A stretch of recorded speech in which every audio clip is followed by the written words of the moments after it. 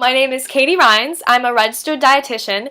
Today I'm going over why I will never recommend eating dairy products or drinking milk. I did go to Purdue University in Indiana where I made a lot of close friends whose company is dairy farming, as well as the Fair Oaks Farm is the biggest dairy farm in the world, and I've had a couple of lectures from them at Purdue. So although dairy technically still is on the Academy's My Plate as a food group, I will never ever recommend that we consume these products. We are told, and it is all throughout the media with all of the famous people wearing the milk mustaches, that milk leads to strong bones. This is very untrue. Increased intakes of milk were associated with increased risk of cancer, heart disease,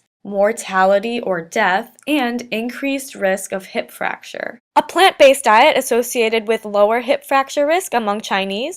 A plant-based Mediterranean diet appears to protect against hip fracture occurrence. Dietary patterns that are relatively high in dairy have been associated with low bone mineral density. I do recommend doing your own research, and I'm a registered dietitian and I'm confident saying that it is evidence-based that dairy is not, in fact, linked to stronger bones and less osteoporosis. Number two, it's been shown time and time again to be linked to cancer growth. Incidence of prostate cancer in Japan is increasing at the fastest rate in the world.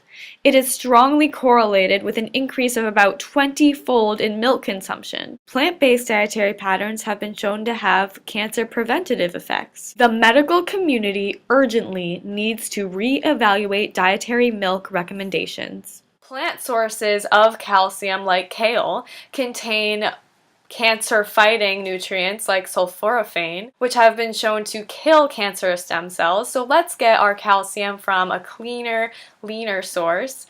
Third reason why I'll never ever recommend dairy milk. The number one cause of death in America is what we eat. It is heart disease. We do need to watch our saturated fat, our cholesterol. What else does this come along with as well?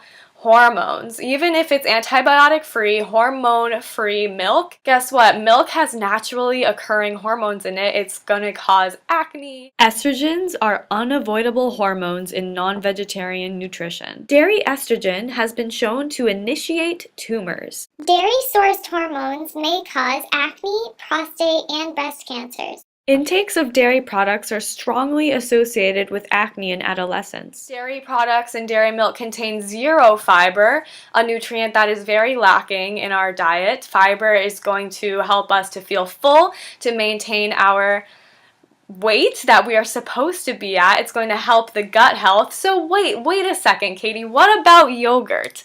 Yogurt is super healthy, right? Guess what? You don't need yogurt if you're eating a whole foods plant-based diet that's high in that fiber content. By eating more colors and more whole foods, you can drastically improve your gut microbiota and relieve yourself of any kind of chronic constipation naturally. It's actually a lot easier than you think. We don't need to be eating all of these probiotics all the time if our gut health is already there. So let's eat some plant foods instead. And there's also great plant-based yogurts out there. Anyways, so chronic constipation as well as iron deficiency anemia. So calcium, in fact, in the nutrition care manual, vegetarians have actually been shown to have more incidence of iron deficiency anemia than vegans because calcium inhibits iron absorption. So the calcium from dairy milk is causing an iron deficiency issue. So we can have iron deficiency in children, chronic constipation, acne, inflammation, heart disease, cancer. I don't need to get into the environmental impact. I feel like we can understand the amount of water, the amount of space, the amount of food, how much waste is produced. Somebody has to clean up all the cow poop out there. We really need a shift in the norms. It's up to you to please do your part. Stop eating dairy products forever. You will feel much better. Look it up.